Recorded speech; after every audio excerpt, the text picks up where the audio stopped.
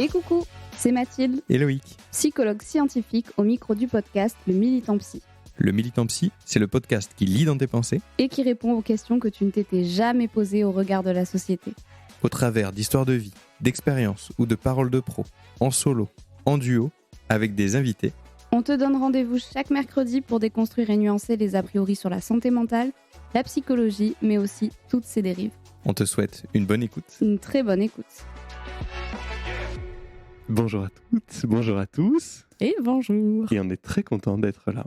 On a pris le temps de se reposer, enfin de poser nos émotions avant de Oui, parce faire que cet de se épisode. reposer, Non, clairement pas. non, Mais mais on a pris le temps de poser. En fait, on n'a pas voulu faire cet épisode à chaud direct. on devait le faire la semaine dernière et puis en fait, on était trop en colère. Trop émotionné. Trop émotionné Voilà. et du coup on s'est dit bon, on va essayer de rester le plus objectif possible, même si vous allez voir sur cet épisode on aura un concept de la neutralité particulier. En tout cas, on n'a pas d'avis tranché du tout sur la question. Ne votez pas Irène. Ça, c'est ce qu'on ne peut pas vous dire. Hein. Donc, non, mais en fait, non, mais si on va avoir un avis tranché, mais parce qu'on fait un sujet aujourd'hui, donc politique et santé mentale.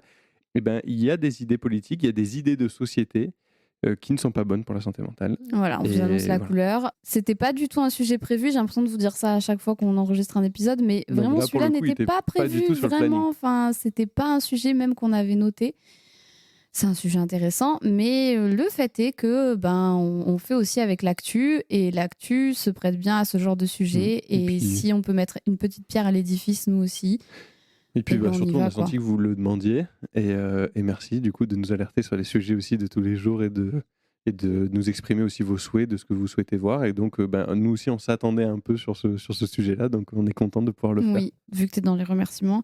Sachez qu'hier, on a eu une petite journée un peu compliquée et qu'on a lancé en même temps une FAQ pour savoir pourquoi vous nous suiviez.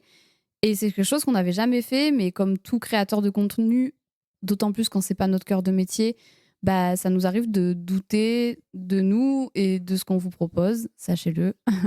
Et hier, vos réponses, en fait, on a eu, je sais pas, une espèce de petite vague Vague d'amour, c'était de très petites chouette, ça vagues fait du d'amour et bien. vraiment ça nous avait super chaud au Ouais. cœur. Enfin, ça nous a vraiment fait du bien et du Ouais. coup vraiment on voulait vous remercier de vive voix pour tout ça parce que on s'est dit que notre contenu vous plaisait toujours et c'est super parce que c'est beaucoup de temps, d'énergie, d'investissement pour nous et donc c'était Ça nous hyper motive, en fait. important pour nous que ça puisse répondre à des besoins chez vous. Donc Ça nous motive, voilà. ouais, ça nous motive vraiment. Et puis ça continue, ça nous permet de garder cette âme qu'on essaie d'insuffler dans tout ce qu'on fait. Donc c'est parfait.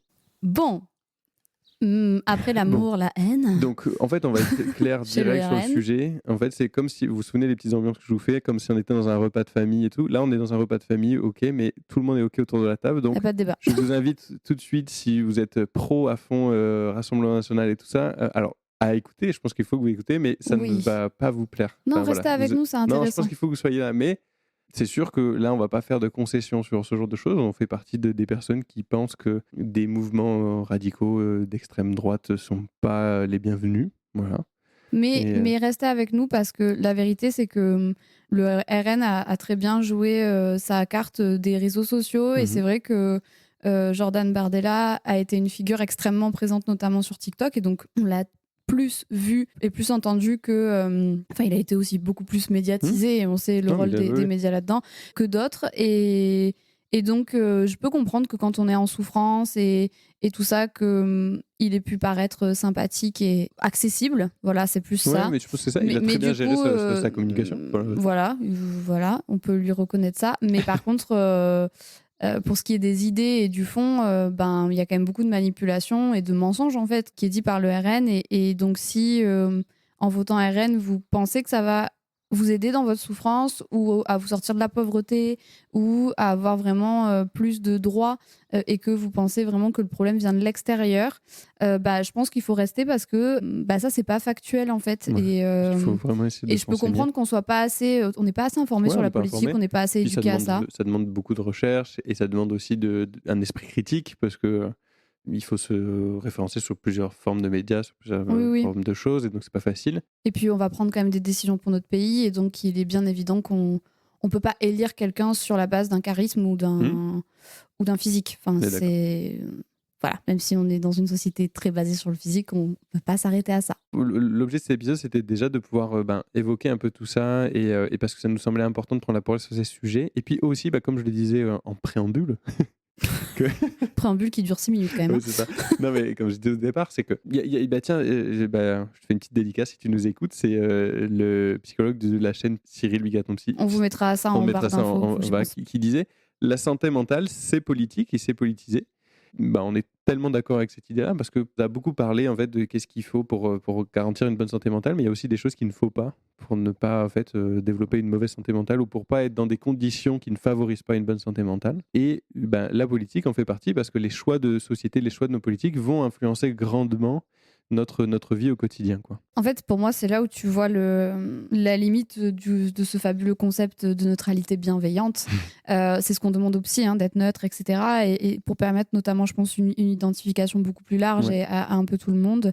En fait, la santé mentale, elle se doit d'être politique parce que, en fonction des choix de société, comme tu le dis, en fait, ça va avoir un vrai impact direct en fait, sur votre santé mentale et sur votre bien-être. Et que je dis toujours ça, mais c'est ce que je pense au plus profond de moi. Pour moi, il y a des sujets vraiment où il y a des débats. On peut vraiment débattre parce qu'il y a des sujets de fond et voilà. Et il y a des sujets qui ne sont pas à débat. Et toutes les décisions ou les prises de parole qui sont contre des gens et qui portent atteinte à la liberté, qui portent atteinte aux droits humains, qui portent atteinte à des valeurs en fait, telles que le respect, le consentement. En fait, c'est pas des débats. On sait déjà que ce n'est pas bon pour les humains de partir dans des perspectives comme ça.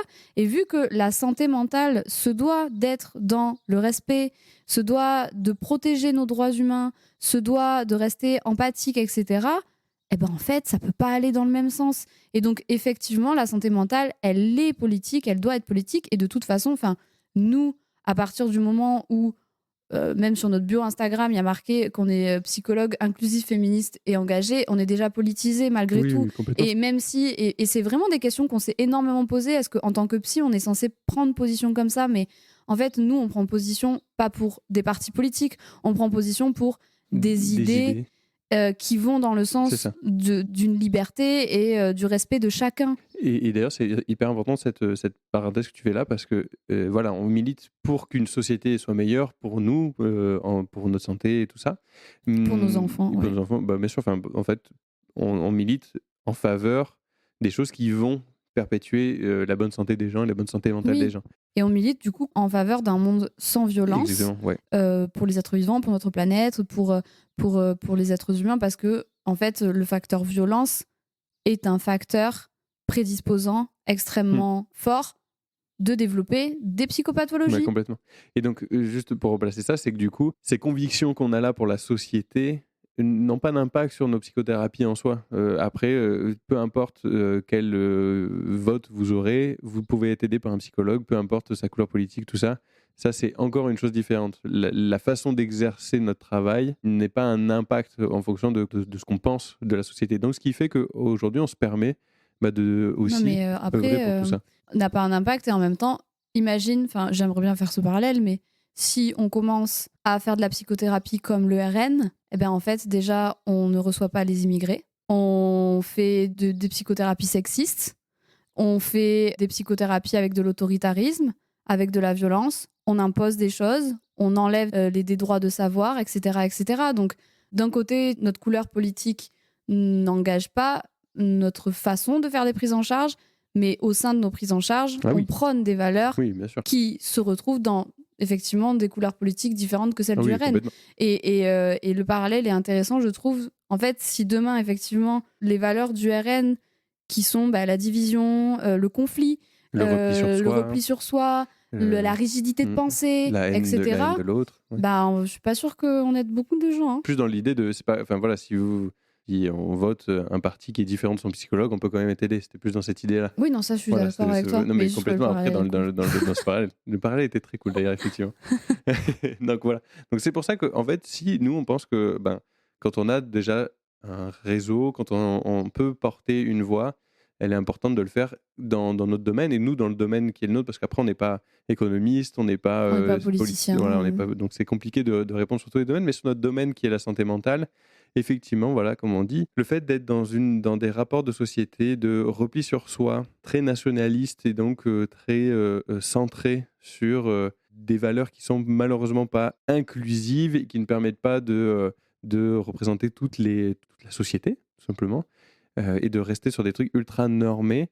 Ça pose énormément ce problème. Si on prend un exemple, ça serait le cas de l'homosexualité, ce serait un bon exemple.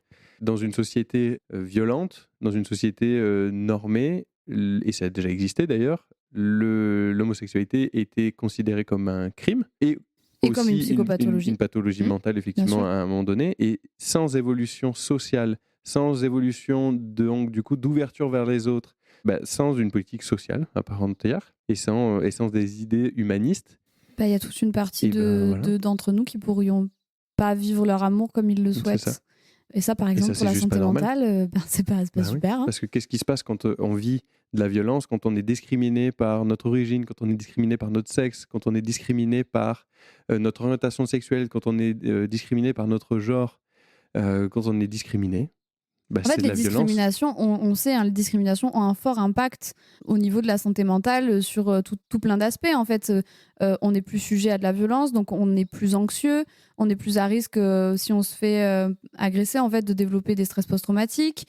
On est plus à risque aussi au niveau même de sa propre identité, parce que en fait, c'est compliqué d'être rejeté dans un pays où tu fais partie de ce pays, en fait. C'est pas une question, mais tu es juste discriminé sur une couleur de peau, sur une pigmentation, sur quelque chose de physiologique, sur un caractère intrinsèque à toi que tu ne peux pas changer. Vous savez, c'est comme le sexisme où c'est en fonction de savoir de ton genre. C'est comme l'agisme où tu es discriminé parce que tu serais plus vieux ou que tu serais plus jeune.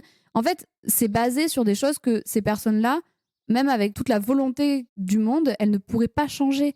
Ce sont des paramètres qui ne peuvent pas être changés. Et en fait, on met à l'écart ces gens, donc même au niveau de l'estime de soi, de la confiance en soi, ça a un vrai impact sur ces gens-là. Et pour les gens en fait qui participent à faire des discriminations et à harceler, parce que c'est du harcèlement, enfin franchement c'est du harcèlement médiatique, c'est stigmatisant. Voilà. Y a plein de... En fait, ça apporte aussi à une rigidité de pensée qui est néfaste également pour la santé mentale. On a fait un épisode de podcast qui a été pas mal écouté, qui s'appelle Comment prendre soin de sa santé mentale en 2023, me semble-t-il.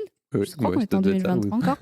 Et parmi les principes qu'on a dit, un des plus gros principes, c'était de travailler sa flexibilité et son ouverture, en fait.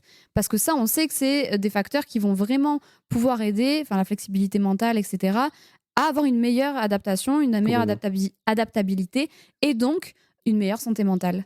Plus on est dans une rigidité de pensée où c'est tout blanc, tout noir, et où les blancs, c'est les meilleurs, et les personnes racisées, etc., il faut les virer.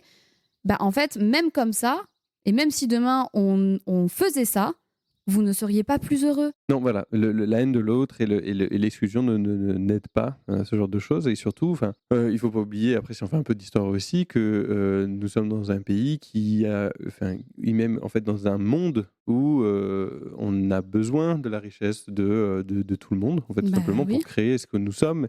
Et ça, c'est une petite anecdote que j'avais qui m'avait beaucoup marqué quand j'étais petit. Ce qui fait notre force aussi dans nos pays, c'est justement cette diversité-là. Je me souviens d'une fois où c'était en troisième, une prof d'histoire qui nous faisait un cours. Il nous a dit, les enfants, qui a des origines dans la salle? Et je pense qu'on était donc une classe de 25, et il y en a 2 qui n'ont pas levé la main, et tout le monde a levé la main. Et elle disait, voilà, c'est ça la France. Et ça m'avait beaucoup marqué parce que c'est réel, en fait. Notre pays, nos valeurs sont fondées sur cette chose-là. Et ça me rappelle une autre phrase encore d'une chanson que je vous invite à écouter de Jean Ferrat qui s'appelle Ma France, justement. Et à un moment donné, il y a une phrase, il dit et dont les étrangers, dont vous aujourd'hui vous usurpez le prestige, qui ont bâti, qui ont construit notre société, nos valeurs, notre France, quoi. Oui, non mais en fait, le truc Dieu, on est des bons samaritains, on a accueilli des gens juste parce qu'on était des gens bons. Non, en fait, parce qu'il y avait un intérêt pour la France et qu'on y a aussi trouvé notre intérêt. Exactement. il faut arrêter avec ça. Et bon, là, on est centré sur. Non, mais justement, mais même là-dessus, c'est que ça n'existe pas des pays, ça n'existe pas des sociétés, ça n'existe pas, même si on ramène ça à la famille, les choses où on reste entre soi, ça ne fonctionne pas bien. Bah, surtout que. Surtout dans la famille, il faut pas le surtout faire. dans la famille, il faut pas le faire. Non, mais, tiens, mais si on mais prend non, mais oui, une même échelle d'un point de pays, vue génétique et tout, non, mais si on prend aussi mélangeons-nous. si on ne prend pas cet imaginaire jeu de la reproduction, si on prend l'idée d'un pays, d'une société au sein d'une famille, imaginez une famille qui grandirait dans le même îlot tout le temps. Bah, ça empêche gravement quand même de s'ouvrir, de voir de nouvelles choses, de comprendre mieux les gens, de s'informer, De rester curieux, oui. de grandir en fait. Et d'être flexible, mais vraiment. D'être plus flexible, de tout ça. Et c'est pas puis surtout, ça fait peur. Et ouais. Plus tu t'isoles. En fait, je trouve que la France, elle a un peu un attachement insécure, tu vois. Elle ose pas trop aller explorer le monde ailleurs sans forcément se positionner en grand sauveur. Si on imagine encore une fois cette société dans la famille, c'est pas parce qu'une nouvelle famille s'implante près de là qu'elle va te prendre tout ce que tu es, toutes tes valeurs, tout ce que tu as construit. Tout ça, en fait, on ne perd pas de la culture, on ne perd pas une identité parce que des nouvelles personnes entrent dans notre vie. Je sais pas, moi, par exemple, si on prend je vais prendre des exemples à la con, mais parce que c'est ça qui se passe réellement. Il y a l'idée que si on ouvre au monde, si on s'ouvre au monde, on va se perdre et on va perdre notre culture, notre identité. Et c'est notamment pour ça que certains partis d'extrême droite, type le RN, sont contre l'Europe. Oui, et que ça rendrait et qu'il y aurait plus de violence aussi. Oui, bah voilà. Je sais pas, moi, je pense que vous êtes tous d'accord pour dire que vous êtes enrichis des rencontres que vous avez faites, vous êtes enrichis d'avoir justement eu des points de vue différents avec des gens qui vous ont permis plus de flexibilité, qui vous ont permis de mieux comprendre certaines choses, de mieux comprendre notre voisin, de mieux comprendre nos enfants, mieux comprendre le monde dans lequel on vit, parce que justement, on n'est pas tous calqués sur la même réalité. Et ça, même si, dans n'importe quelle société. Non, mais après, il y a un vrai fantasme de la violence viendrait de l'étranger. C'est pas vrai. La violence, elle est dans nos foyers déjà, elle est bien ancrée en France. Enfin, je veux dire, il y a qu'à voir la façon dont on mène les éducations avec nos enfants. Et la violence, elle vient de choix politiques. Je veux dire, quand il y a des gens, parce qu'il faut pas croire, hein, personne, mais tout comme vous, personne ne se lève un matin en se disant tiens, j'ai un super pays, mais j'ai envie de le fuir parce que voilà, je vais aller vivre ailleurs. Les gens qui décident de quitter leur chez-soi, c'est parce qu'ils n'ont pas le choix de le faire. Parce que soit ils sont dans des pays où eux-mêmes, ils ont une privation de liberté qui est immensissime, soit parce qu'ils vivent des changements climatiques, des guerres, des choses qui mettent en péril leur vie, leur mode de vie, la vie de leurs enfants. C'est des personnes qui se retrouvent du jour au lendemain avec des décisions à prendre où ils sont obligés de tout laisser derrière eux. C'est pas un plaisir pour eux d'arriver chez nous, en fait. C'est juste que nous, en fait, on a le privilège d'habiter là où on habite. Mais moi, aujourd'hui, je ne peux pas dire que j'ai fait grand-chose pour être française.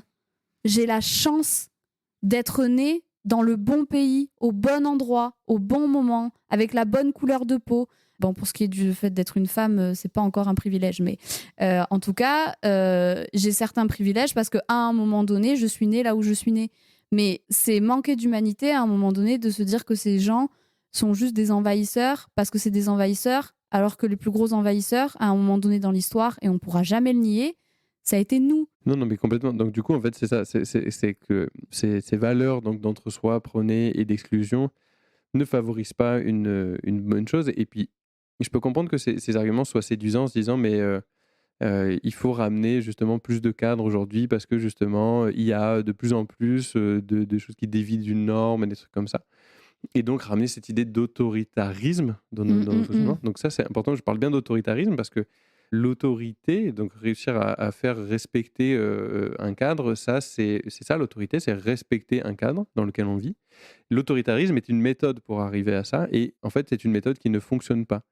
Être autoritaire, voilà, être autoritaire, être violente, ça ne fonctionne pas. On ne permet pas aux gens de s'émanciper, on ne permet pas aux gens de comprendre, on ne permet pas aux gens de respecter les choses par la peur et la violence. En fait, ça marche que sur du court terme. Voilà. C'est comme chez les enfants.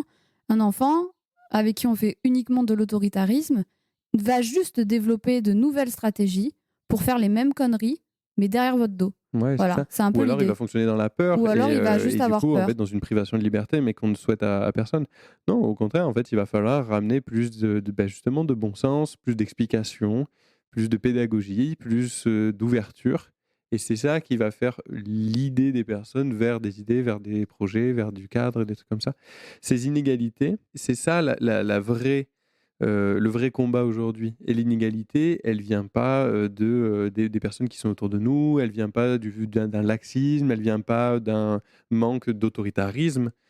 Elle vient d'une société qui est basée aussi sur, bon, ça c'est plus économique tout ça, mais qui est basée sur Le des systèmes, patriarcat. voilà, sur un Non, mais système sur le inégalitaire. patriarcat. Sur le patriarcat, Ouais. sincèrement. Enfin, en fait, c'est un système patriarcal dans lequel il y a des puissants et il y a des Mm. non-puissants, et où en haut de l'échelle, tu as l'homme blanc riche, et en bas de l'échelle, tu as les femmes et les enfants racisés, noirs, etc. Mm. Et en fait, en fonction de critères inchangeables, parce que c'est ça, en fait, la perversion aussi d'un système patriarcal, c'est que c'est basé sur des critères que tu ne peux pas changer dès ta naissance, en fait. Ta couleur de peau, D'où tu viens, d'où sont d'où nés tu tes viens. parents, de si tu as un handicap ou tu n'as pas de handicap, de ta religion, c'est des choses qui sont nées en fait, qui étaient là en toi et sur lesquelles tu n'as pas changé, voilà, tu n'as pas eu de marge de manœuvre. Mais Et zéro. ça, pour rien au monde ne justifie justement d'être discriminé. Moi, je comprends qu'à un moment donné, on soit en souffrance parce que on manque de moyens, parce que on a l'impression d'être défavorisé, en fait, et qu'on Mm. cherche des solutions. En fait, la solution ne se trouve pas dans les partis d'extrême droite, et vraiment, ça, c'est important de le souligner. Déjà, si vous êtes, et je sais qu'il y a beaucoup de femmes qui nous écoutent, si vous êtes une femme, les partis d'extrême droite n'ont jamais voté en faveur de nos droits. Et il n'y a qu'à regarder ce qui se passe en Italie, il n'y a qu'à regarder ce qui se passe en Pologne, en Hongrie actuellement, Aux même sur États-Unis, l'IVG, aux États-Unis, où où ça c'est on nous a pareil. enlevé le droit d'avorter dans certains États. Je veux dire, le RN n'a pas voté en faveur de l'allongement d'un congé paternité qui nous permettrait à un moment donné d'avoir un peu plus. De supprimer les inégalités. Oui, voilà, ils sont en faveur des inégalités. Ils n'ont pas voté pour les égalités de salaire, en fait, entre les hommes et les femmes. Et ça, c'est important de le dire. Si vous êtes une femme, vous allez perdre en droit, vous allez perdre en liberté parce qu'il y a le RN au pouvoir. Et ça, c'est important. Et en plus de ça, il faut vraiment se souvenir de l'histoire. Et je sais que l'histoire se perd, mais Hitler n'est pas arrivé au pouvoir par un coup d'État ou par la force, hein. Hitler est quelqu'un qui a été élu par le peuple. C'est des votes qui Sur ont des mis idées comme ça, cette populistes. personne, Mm. exactement, avec les mêmes idées populistes, avec la même division, à part qu'à l'époque, c'était les personnes juives qui étaient visées, mais c'est le même fonctionnement, ça n'a pas changé. C'est exactement les mêmes mécanismes, les mêmes façons de penser, la même manipulation des esprits. Ils se basent sur les mêmes vulnérabilités pour faire passer leur message. Ils sont aussi proches du peuple en apparence, parce qu'effectivement, ils se déplacent. Effectivement, quand on ne va pas au Parlement européen, on a le temps de se déplacer dans les villages et de faire des vidéos TikTok. Mais en fait, c'est les mêmes façons de penser, les mêmes mécanismes, à part qu'ils ont compris que à un moment donné, c'était moins admis. Donc, ils se sont adoucis dans leur discours. Mais Oui, ils ont ils changé n'ont leur communication. rien adouci au niveau de leurs actes. Regardez les votes qui ont été faits. Il n'y a rien qu'à changer. Et le problème, c'est que aller vers la voie de la violence et de la haine, c'est aussi aller dans le sens des guerres, dans le sens on se tire une balle dans le pied. Mais vraiment, hein.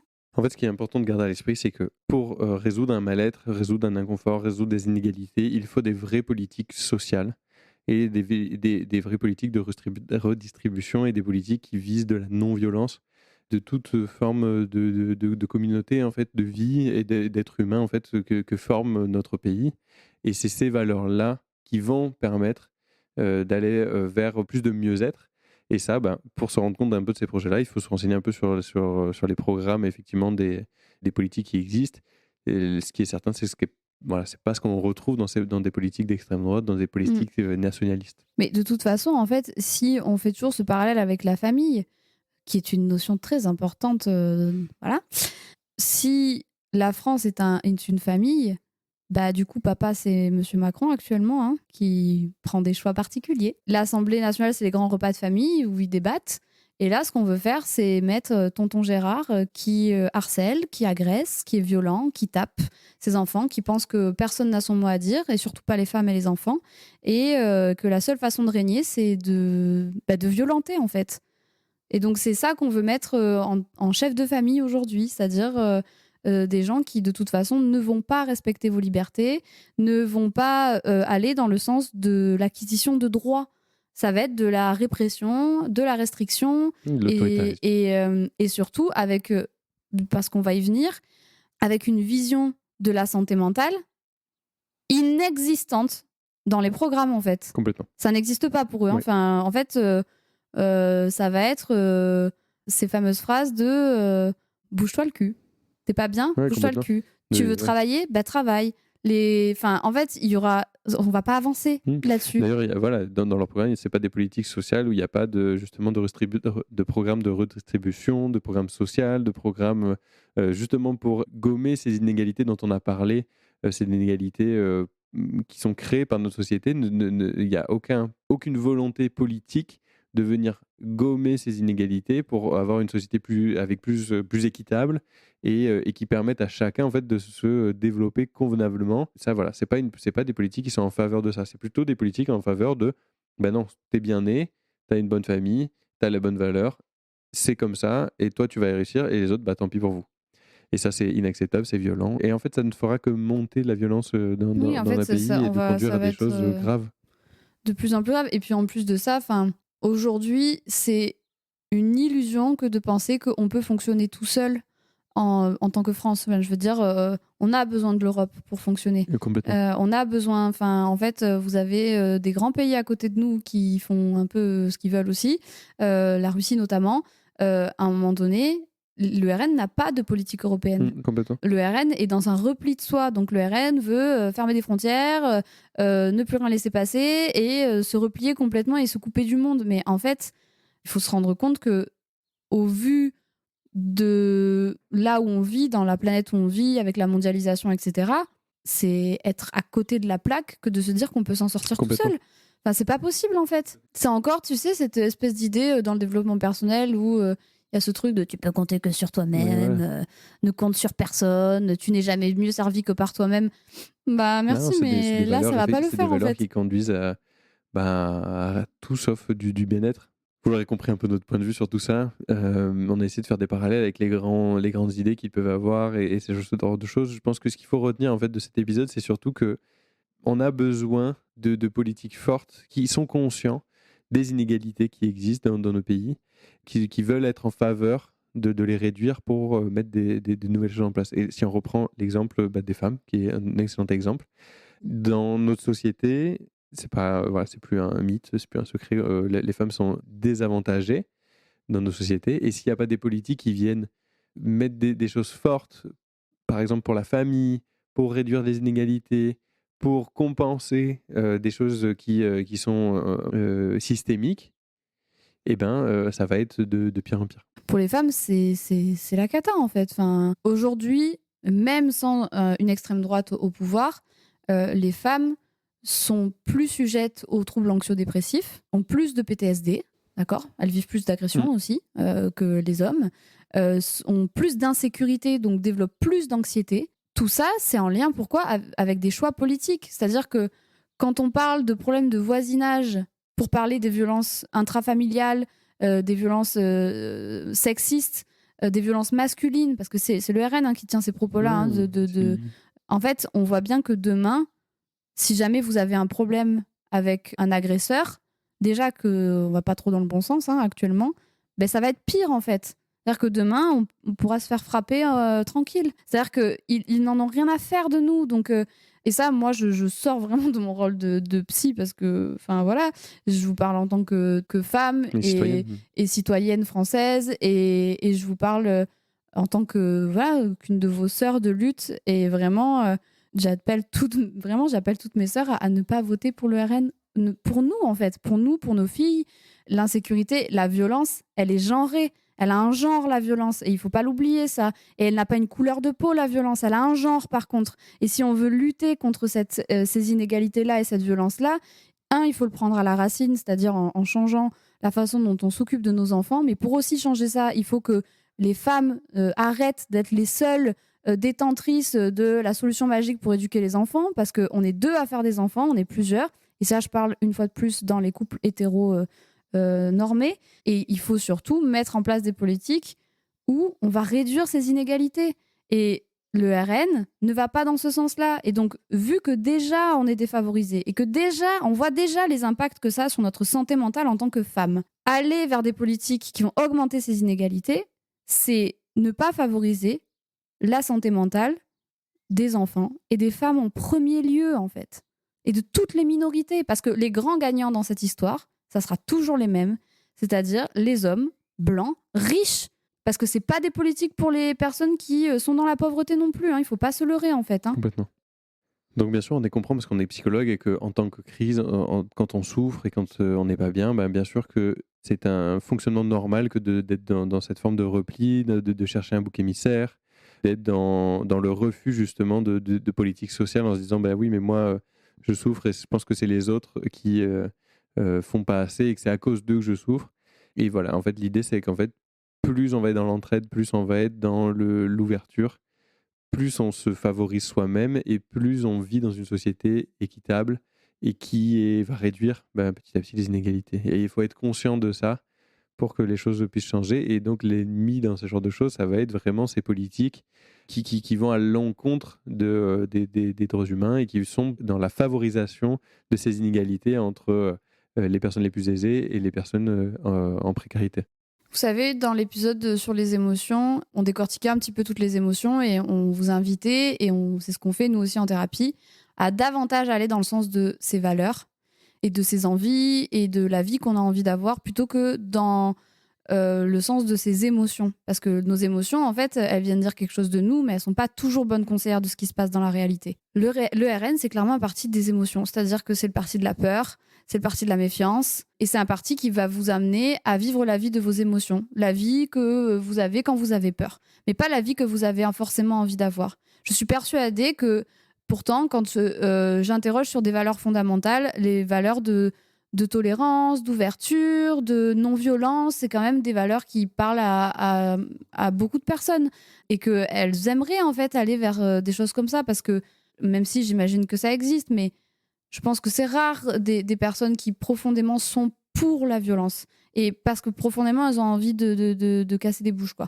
Donc en fait, aller voter le RN, c'est aller dans le sens de nos peurs et pas du tout dans le sens de la vie qu'on a envie d'avoir. Je pense qu'il y a beaucoup de personnes qui aimeraient quand même avoir une vie avec moins d'inégalités, moins de discrimination, dans laquelle ils ne se sentent pas forcément défavorisés, une vie où il y a de la liberté, une vie où on peut profiter aussi de la vie, parce que n'oubliez pas non plus que toutes les acquisitions et les droits que vous avez eus, ce sont des propositions de gauche. Mmh.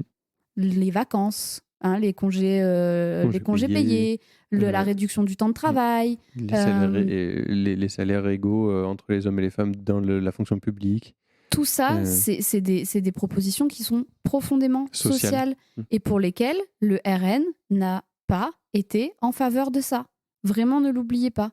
Pour des personnes aussi qui sont mécontentes des politiques actuelles, il y a plein d'autres voies pour faire barrage aussi aux idées qui ne nous conviennent pas. Et c'est pour ça que c'est important aussi d'aller chercher un peu tout ça.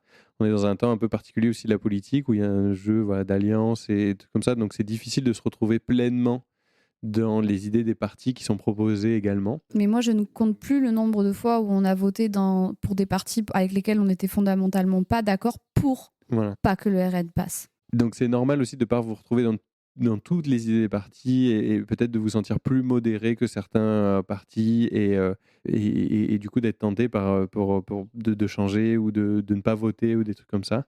Voilà, mais sachez que toute voix compte et toutes voix vont compter. Ça se voit d'ailleurs là au Parlement européen où certaines fois les choses sont acceptées à quelques voix près. Puis le temps de l'apaisement, le temps de la nuance va revenir en politique, je pense. Petit à petit, mais il va falloir accepter de passer par là, et là on va voter quand même pour ce virage, et donc je pense qu'il y a des virages qui sont plus bénéfiques pour notre santé mentale et pour la société que d'autres. Oui, de toute façon, la violence, c'est jamais la solution. Jamais, jamais, jamais, jamais, jamais. Et la division des personnes, c'est toujours utilisé par les mêmes. Ils ont déjà essayé de nous diviser, nous, en tant que femmes. C'est pour ça qu'on n'est pas assez sorores entre nous encore. Et quand c'est pas nous en tant que femmes, de toute façon, c'est en tant que ethnie, en tant que personne de couleur, en tant que genre. Enfin, il y a toujours des divisions qui sont faites et les divisions sont jamais bonnes, en fait. On peut être différent, on peut ne pas être d'accord sans se taper. Voilà, ça paraît fou quand dit comme ça, mais en fait, c'est la réalité. On peut ne pas être d'accord avec quelqu'un de différent de nous sans pour autant avoir envie de violence derrière. Voilà, et accepter qu'il puisse respirer finalement. Et puis on n'a pas parlé aussi, tu parles de tout ça, on n'a pas parlé aussi d'environnement et de questions pour l'avenir. Ça aussi, je vous invite à aller regarder un peu les propositions pour tout ça et à écouter notre podcast sur justement l'éco-anxiété. Alors, si vous souffrez d'éco-anxiété, sachez que ce n'est pas l'ERN qui va adoucir votre éco-anxiété. Ça risque même de l'augmenter. Donc voilà, pour des politiques en fait à long terme et des visions humanistes, voilà, il va falloir aller regarder ailleurs. Un peu de love et de tendresse, comme dirait Eddie de Prezzo. D'ailleurs, si tu nous écoutes, nous, on serait ravis de discuter avec toi au podcast. Ou si quelqu'un connaît Eddie, ben voilà, c'est un vrai plaisir de le rencontrer au podcast. Mais t'es trop drôle, toi. Imagine si tu passes par là. Imagine, c'est comme ça qu'on le reçoit. Comme si on a un message Instagram d'Eddie de Prezzo, on compte sur vous, taguez Eddie de Prezzo. En tout cas... bon, c'était peut-être pas très réjouissant, mais ça nous semblait important. Oui, ça nous semble important. Et puis, c'était important pour nous que de temps en temps de sortir de notre posture de psy ou de parler que de psychologie, des choses comme ça, et de pouvoir aussi se servir de la force que vous nous donnez par les réseaux pour faire passer des messages qui nous semblent justes, qui nous semblent importants dans la société dans laquelle on vit. On vous remercie 1000 fois je pensais à ça la dernière fois, on s'est dit mais quel psy peut rêver de pouvoir adresser des messages à autant de personnes. Enfin, il y en a d'autres sur les réseaux, mais dans nos métiers, c'est des choses rares et on peine déjà à avoir de l'information entre nous. Donc, nous, on se sent vraiment chanceux privilégié de vous avoir auprès de nous. Et vraiment, merci pour tout ça. Merci de nous montrer ça. Et puis aussi... c'est un épisode qui était important parce que justement, on est dans une bulle très bienveillante sur notre compte grâce à vous, où on oublie parfois aussi que d'autres personnes ne pensent pas comme nous et qui n'ont pas des idées. Et on peut tomber sur le cul parfois, on peut le dire. Ça nous a fait un peu bizarre là, ces derniers temps. Donc, vraiment, merci pour ce que vous représentez et ce que vous nous apportez dans notre quotidien. Et surtout, je sais que dans ces périodes, on peut se sentir vraiment impuissant, mais ne doutez pas ni de vous, ni de votre capacité d'action qui est importante à chaque fois que vous parlez à quelqu'un, à chaque fois que vous essayez d'éduquer, à chaque fois que vous partagez des contenus dans le sens de vos valeurs. En fait, vous avez un impact. Quand vous votez, vous avez un impact. Et ça, c'est pour les convaincus. Et si par cet épisode, il y a une seule personne qui pensait voter pour... Jordan, et qui peut-être se remet un petit peu en question, déjà merci parce que je sais que c'est super compliqué. C'est pas facile. C'est franchement pas évident quand on est convaincu. Donc merci en fait déjà de nous avoir écoutés jusque-là. Et si jamais ça aura permis de faire changer juste une voix, c'est déjà accompli. Donc c'est cool. Et puis si ça vous a renforcé dans vos convictions, ça, c'est trop bien parce qu'on a besoin aussi de se renforcer entre nous parce que vous n'êtes pas seul. C'est difficile. Et surtout si vous êtes convaincu, allez aussi vous renseigner. Ça c'est un truc qu'on ne faisait pas et je pense qu'il faut et on l'a refait effectivement. Donc c'est un peu dur mais c'est important. Allez vous renseigner aussi sur des partis ou sur des médias que vous ne cautionnez pas. Ça permet aussi de se rendre compte qu'il y a encore du boulot et que c'est important que toutes nos prises de position soient encore importantes. Oui, parce qu'il faut savoir que nous, avant de faire cet épisode, moi, j'ai regardé des docus, je suis allée voir un petit peu des pages d'extrême droite. Vraiment, j'ai essayé de comprendre où on s'était foiré aussi, parce que en fait, c'est que ces gens, ils répondent à une demande, à un besoin et qu'il y a de la souffrance et que donc ils viennent... sous un masque de paillettes et de bonbons, mais oui, ils viennent répondre à quelque chose et donc comment on peut y répondre en fait à ça? Et ça, pareil, ça c'est hyper important que du coup aussi les politiques se rendent compte de ça, qu'il y a de la souffrance et qu'elle doit être prise en compte parce qu'il n'y a rien de plus violent aussi que de ne pas prendre en compte des souffrances. Et du coup, ça veut dire quoi? Ça veut dire que en fait, on reste quand même empathique, on reste quand même dans l'amour, même avec des gens qui ne le sont pas. En espérant qu'avec un gros câlin, finalement, ils vont peut-être avec un gros câlin, ils vont peut-être se dire que c'est pas mal de se faire câliner finalement. Bon, gros poutou à vous, du coup. On vous dit à mercredi prochain pour le dernier épisode de cette saison qu'on va clôturer.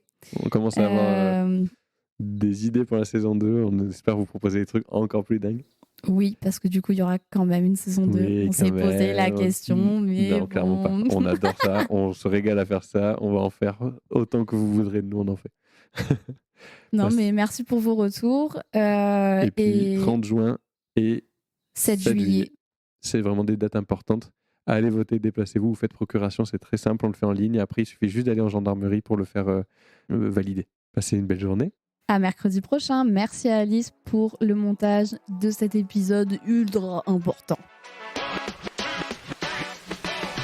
Cet épisode touche à sa fin, mais pas de panique. On se retrouve dès la semaine prochaine, toujours le mercredi pour un nouvel épisode. Sache qu'on aura toujours plaisir à lire ton avis ou même tes suggestions. Donc n'hésite surtout pas à t'exprimer. Et si d'ici là tu as des questions ou que tu veux suivre nos aventures, tu peux nous retrouver sur TikTok et Instagram. Les liens sont en description. On te dit à très bientôt. Et prends bien soin de toi. Très bien soin de toi.